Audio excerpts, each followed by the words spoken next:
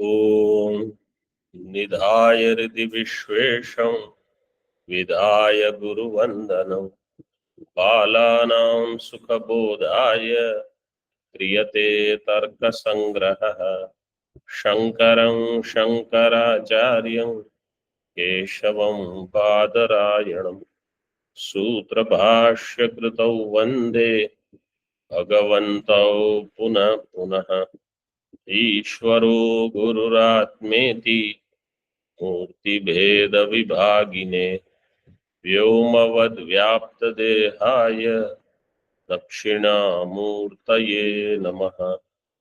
ओम शांति शांति शांति।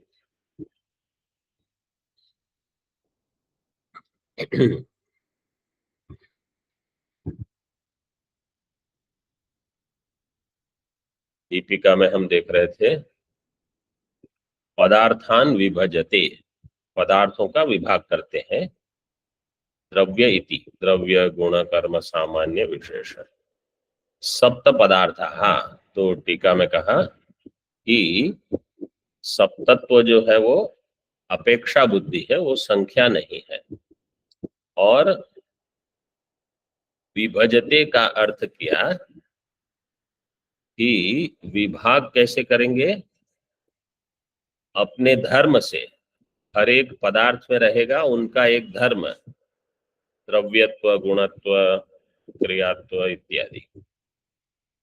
जो धर्म को लेकर फिर उनका विभाग किया। यावत धर्मा द्रव्यत्वादि रूपाः तत्प्रकारक ज्ञानम द्रव्यम गुण कर्म इत्यादि आकारकम तद अनुकूल व्यापारो ही द्रव्य गुण कर्म इत्यादि शब्द प्रयोग रूप इति समन्वयो बोध्य। यहाँ तक हो गया था किरणावली में।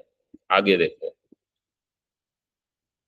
विशेष धर्म प्रकारक जिज्ञासां प्रति सामान्य धर्म ज्ञानस्य हेतुत्वेन सामान्य लक्षण कथनानन्तरमेव विशेष विभागो युक्त इत्यभिप्रेत्य पदार्थ शब्दस्य व्युत्पत्ति द्वारा सामान्य लक्षणम आविष्करोति। सब लोगों को मिला ना? अब यहाँ क्या बता रहे हैं, विशेष धर्म प्रकारक जिज्ञासा प्रति, विशेष धर्म की जिज्ञासा है समझो किसी को कि द्रव्यत्व क्या है, गुणत्व क्या है, क्योंकि विभाग उससे करेंगे। साथ में विभाग करना है। द्रव्यत्व को, जो द्रव्यत्व वाला है उसको यहाँ रखो, जो गुणत्व वाला है उसको यहाँ रखो, क्योंकि वो गुण होगा। ऐसे गुणत्व कहाँ रहेगा, गुण कहाँ रहेगा? द्रव्य। गुणत्व गुण में रहेगा और गुण द्रव्य में रहेगा, इसको ध्यान में रखना। तो द्रव्यत्व गुणत्व इसको मानकर विभाग हो रहा है। तो सामान्य धर्म ज्ञान होने पर विशेष धर्म का ज्ञान होगा या उसकी जिज्ञासा होगी। इसलिए कहा देखो, विशेष धर्म प्रकारक जिज्ञासा प्रति सामान्य धर्म ज्ञानस्य हेतुत्वेन सामान्य लक्षण कथनानन्तरमेव विशेष विभागो युक्त।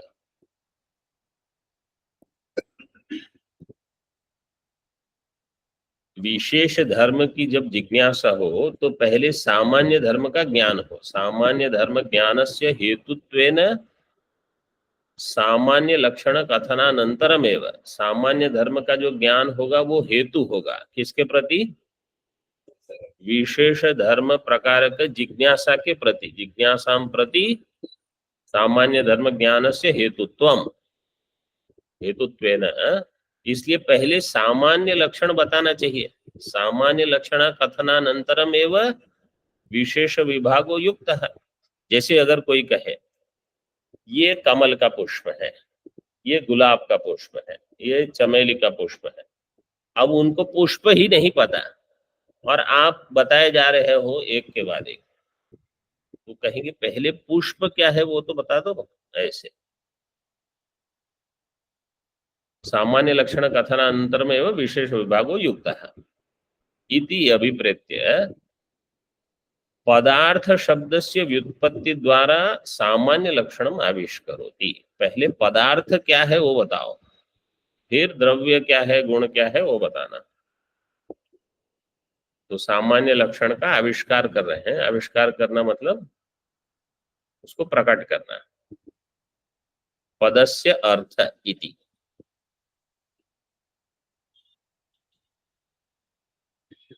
दीपिका में देखो, पदस्य अर्थः पदार्थ इति व्युत्पत्त्या अभिधेयत्वं पदार्थ सामान्य लक्षणम इति लभ्यते। पदस्यार्थः पदार्थ, इस व्युत्पत्ति के द्वारा अभिधेयत्वं पदार्थ सामान्य लक्षणम इति लभ्यते। अभिधेयत्वम, अभी अभिधेयत्वम एक नया शब्द आ गया, लेकिन व्युत्पत्ति क्या है? पद का जो अर्थ होगा वो पदार्थ होगा, किसी भी पद का अर्थ। तो समझो घट शब्द, घट पद का अर्थ है घट, पदार्थ है। आत्मा पद का भी एक अर्थ है आत्मा, वस्तु, तो वो भी अभिधेय है। ऐसे पूरा ब्रह्मांड उनके लिए अभिधेयत्वम जहां जहां होगा वो पदार्थ सामान्य लक्षणम, वो पदार्थ का एक सामान्य लक्षण हो गया। टीका में देखो, अब बताते हैं उसको।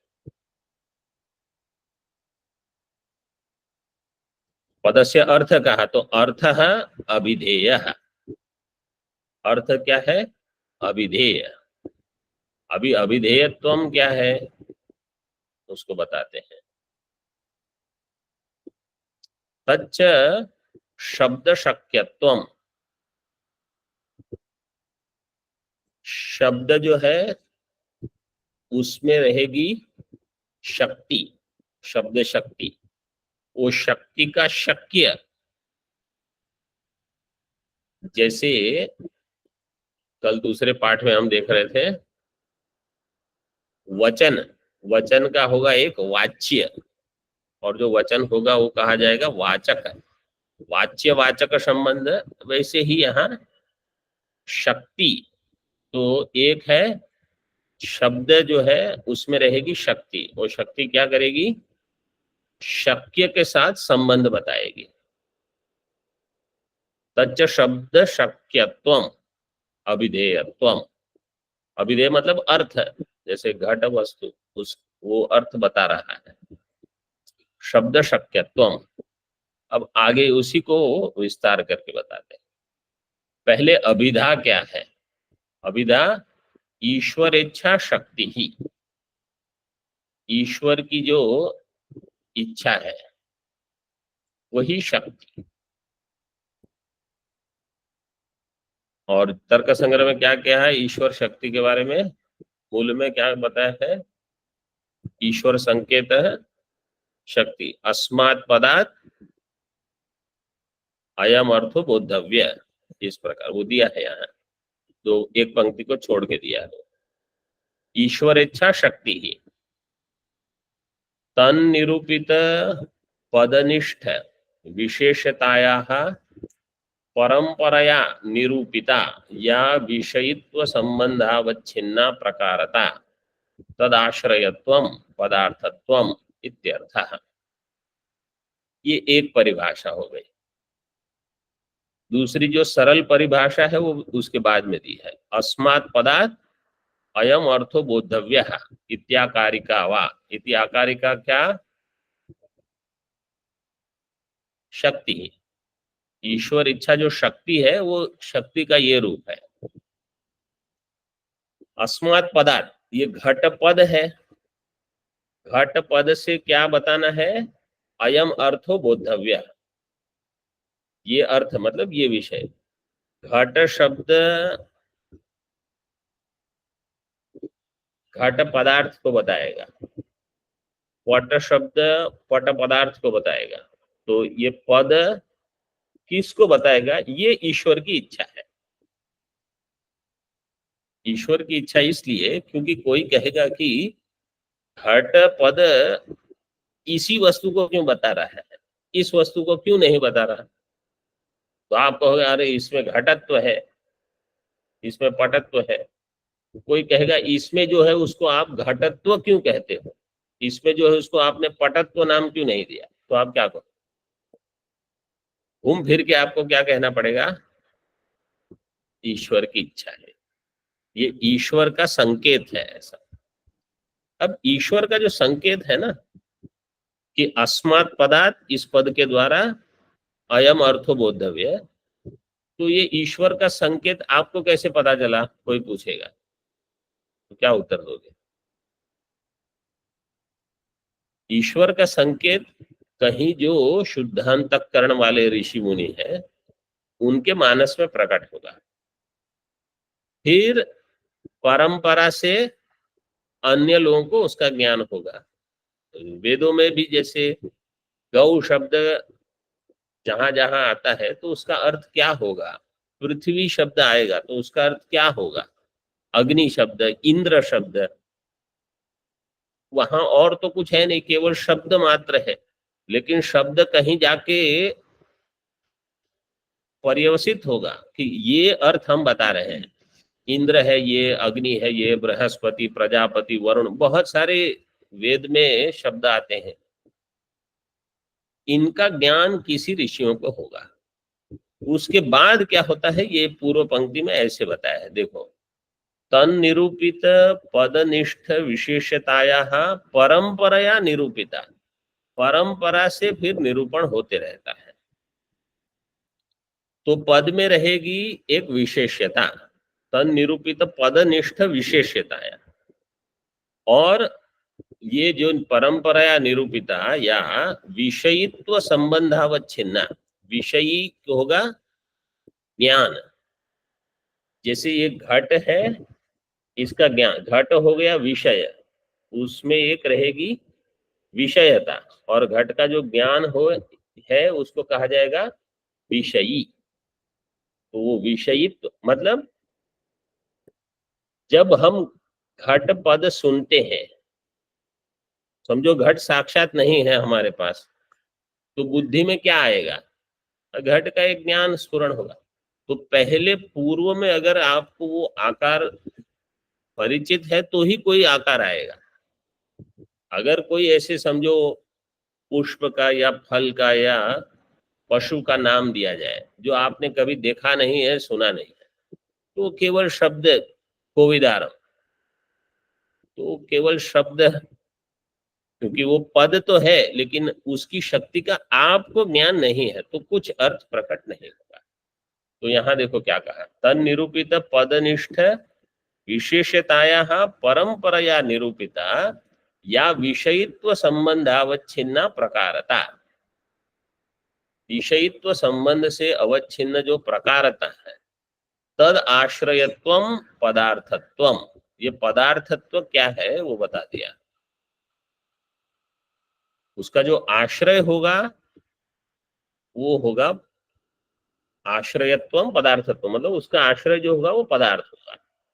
तो पदार्थ क्या होगा, किसी भी पद, पद की शक्ति का एक आश्रय।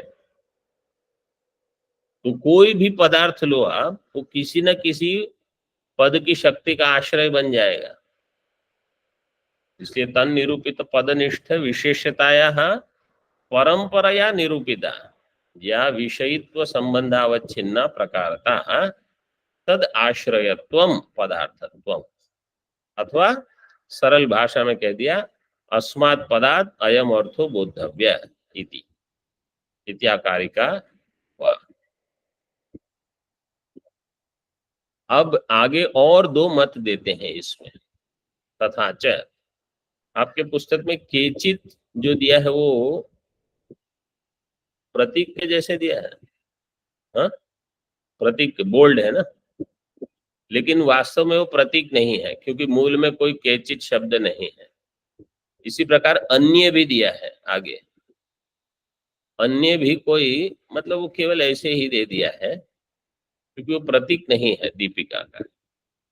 ये अन्य अन्य मत है न्याय में कि अभिधेय, अभिधा क्या है अथवा शक्ति क्या है उसके बारे में।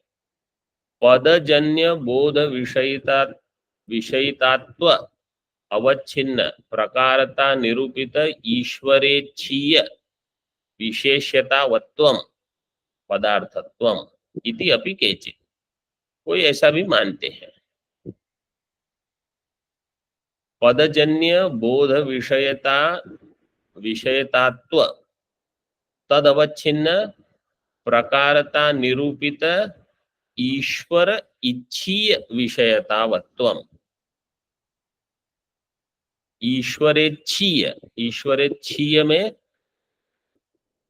ईश्वर से इच्छा, वो इच्छा वाला जो होगा, ईश्वर की इच्छा जहां रहे वो पद क्या हो जाएगा? ईश्वर इच्छीय।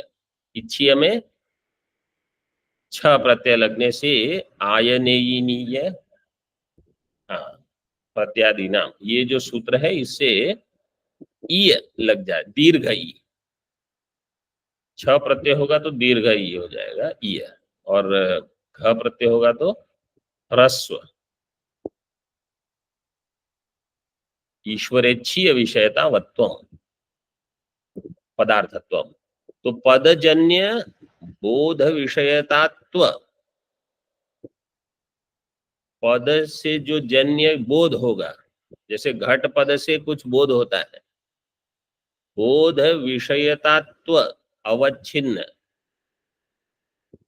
विषयता होगी घट में, विषयतात्व अवच्छिन्न प्रकारता निरूपित ईश्वर इच्छीय विषयतावत्वम। ईश्वर के द्वारा मतलब ईश्वर की इच्छा को जोड़ दिया है यहाँ, कि वो जो ज्ञान होगा घट पद के श्रवण से, वो ज्ञान किस विषय को बताएगा? ईश्वर इच्छीय विशेष्यता वहां होगी। ईश्वर इच्छीय विशेषतावत्वम पदजन्य बोध विषयतात्व, विषयता में एक धर्म होगा विषयतात्व, तद अवच्छिन्न प्रकारता। विषयतात्व अवच्छिन्न प्रकारता मतलब वहां विषय के संबंध से, और ईश्वर इच्छीय, ईश्वर की इच्छा मतलब वो भी एक प्रकार का ज्ञान है। ज्ञान इच्छा वहां तो अलग अलग देते हैं, ज्ञान इच्छा प्रयत्न, लेकिन इच्छा मतलब ईश्वर ने ये संकेत कर दिया है, इसको इस प्रकार से जोड़ना है ऐसे। तन निरूपित ईश्वरेच्छीय विशेषतावत्वम, विशेषता वाला वो है पदार्थ, उसमें रहेगा पदार्थत्वम ऐसे। केचित, ये कोई और मानते हैं। अब अन्य क्या है? अभिधा न ईश्वर इच्छा, ये कहते हैं अभिधा ईश्वर इच्छा नहीं है। ये सब कोई गौण मत होंगे न्याय में ही, किंतु वृत्त्यंतरम इति अन्य, किंतु ये एक भिन्न प्रकार की वृत्ति है। अब यहाँ वृत्ति शब्द से क्या लोगे आप?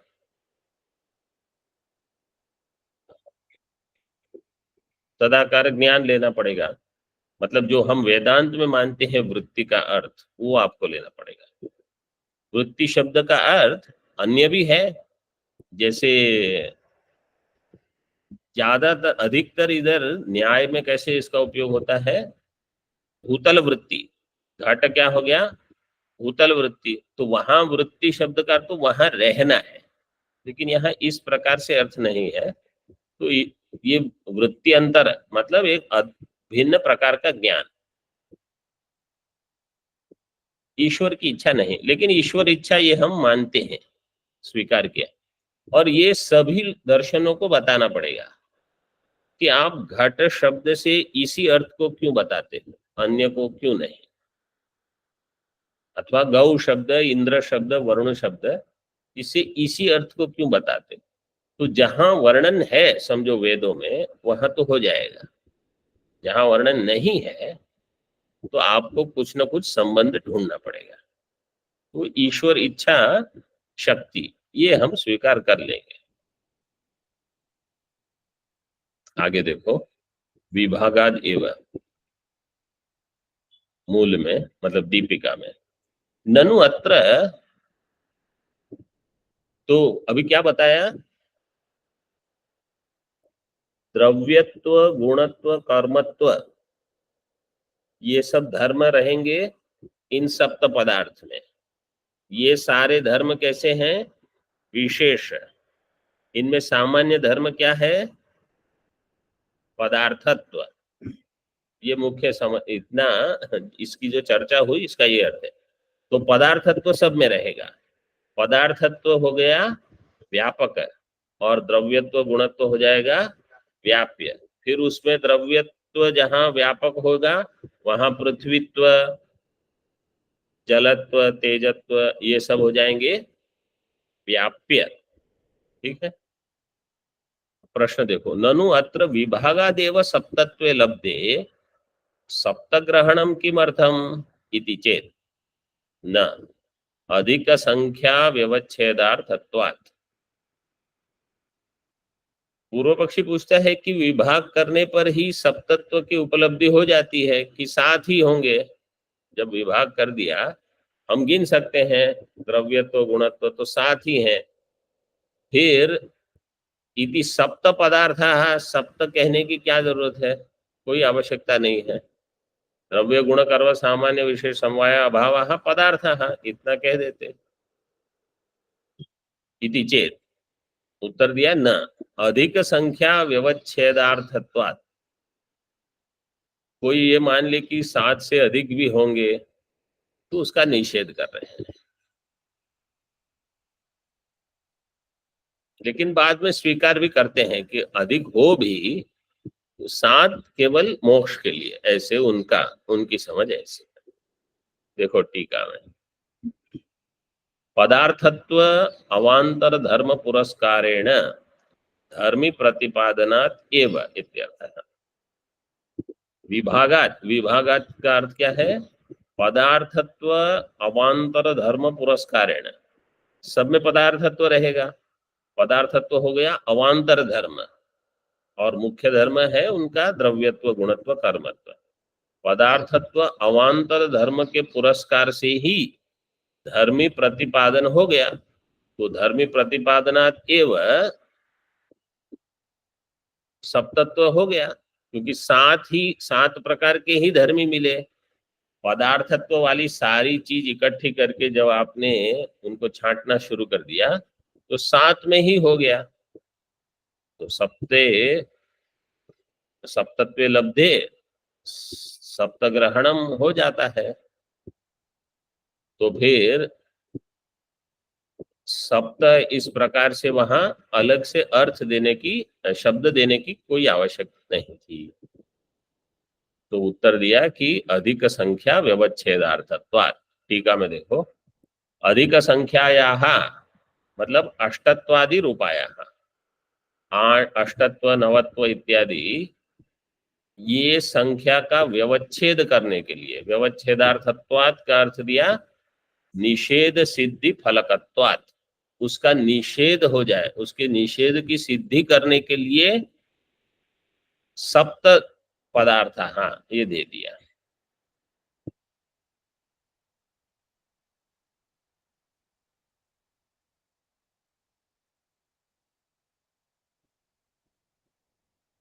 अब और एक शंका करते हैं,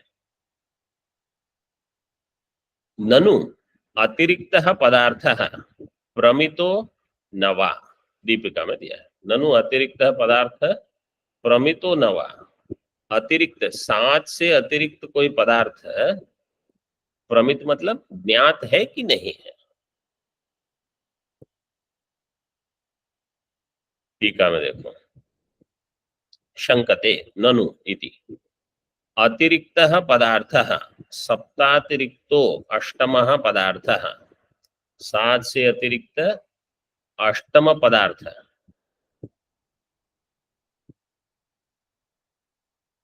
प्रमितो न वा इति विषयतया प्रमितिमान प्रमिति अभाववान वा इत्यर्थः। विषय रूप से प्रमित हो रहा है, प्रमितिमान है, अथवा प्रमिति अभाववान है। मतलब ज्ञात है कि नहीं है, ये प्रश्न कर रहा है कोई।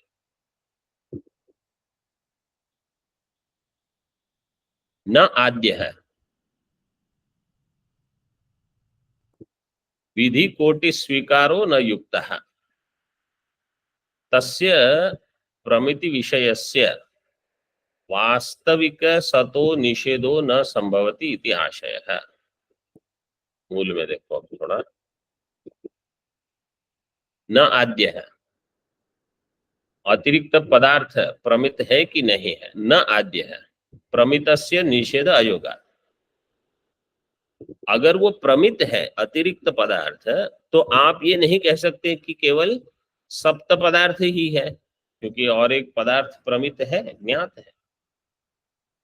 तो प्रमित जो होगा उसका निषेध नहीं हो सकता, प्रमितस्य निषेधा योगात्। तो टीका में दिया, न आद्य विधि कोटि स्वीकारो न युक्त है। इस विधि कोटि मतलब है, निषेध कोटि मतलब नहीं है। तो जो विधि वाला विकल्प है कि ऐसा कुछ है सप्त पदार्थ से अतिरिक्त, उसका स्वीकार ठीक नहीं है। क्यों? तस्य प्रमिति विषयस्य वास्तविक सतः, ऐसा कोई प्रमिति का विषय जो वास्तविक है उसका निषेध संभव नहीं है, निषेधो न संभवति इति आशय है।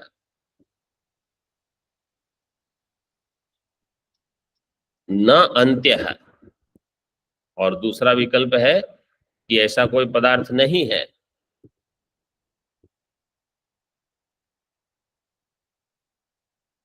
मूल देख लो पहले, प्रति 8 नंबर पृष्ठ पर, प्रतियोगी प्रमितिम विना निषेधानुपपत्ते है इति चेत। निषेध आप तब कर सकोगे जब उसका प्रतियोगी आपको पहले से ज्ञात है। जैसे अगर कोई पूछेगा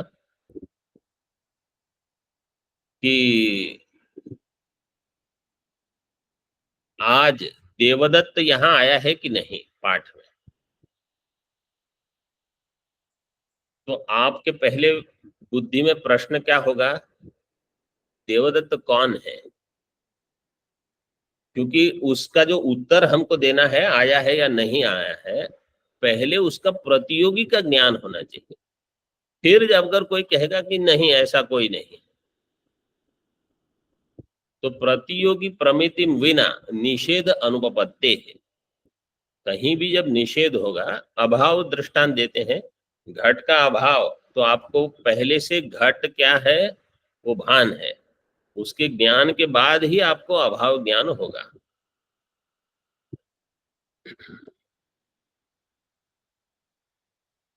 तो प्रतियोगी प्रमिति विना निषेध अनुपपत्ते है इति चेत्। टीका में न अंत्य, न अंत्य निषेध कोटि स्वीकारो न युक्त। पहले दिया था विधि कोटि स्वीकारो न युक्त, आप कहते हैं निषेध कोटि। तो क्योंकि विकल्प कैसे किया था, प्रमितो न वा, तो अभी दूसरा जो विकल्प है वो देख रहे हैं। प्रतियोगी प्रमितिम अंतरेण प्रतिषेधो न संभवति। प्रतियोगी प्रमितिम अंतरेण, अंतरेण का अर्थ है बिना, प्रतियोगी प्रमिति के बिना प्रतिषेध संभव नहीं है। मतलब प्रतियोगी का ज्ञान आवश्यक है। अब जैसे ये टीका है, इसमें बहुत सारी चीज मान के चलते हैं। किरणा वाली टीका, तो अब ये मान के चलते हैं कि आपने एक बार न्याय ग्रंथ का बहुत सारा अध्ययन कर लिया है, तभी आपको पता है कि प्रमा क्या है, विधि कोटि क्या है, निषेध, अन्य अन्य चीजों का, जैसे पहले व्यापार क्या है उसको बता दिया आरंभ में ही मंगलाचरण के साथ। तो ये सारी चीजें आपने पहले कहीं कहीं सुनी है, केवल यहाँ उसका थोड़ा विस्तार कर देते हैं। और आरंभ में ही बहुत सारे विषय जो बाद में आएंगे उनका यहाँ उल्लेख करके मान के चलते हैं कि आपको इनका ज्ञान होगा, तो थोड़े थोड़े अधिक इसमें प्रवेश हो जाएगा ग्रंथ में। प्रतियोगी प्रमिति अंतरेण प्रतिषेधो न संभवति। वस्तु सतह एवं प्रतिषेध नियमात। प्रतिषेध का नियम क्या है? वस्तु जो सत हो तभी उसका प्रतिषेध होगा, मतलब जो होगी ऐसी कोई वस्तु तभी।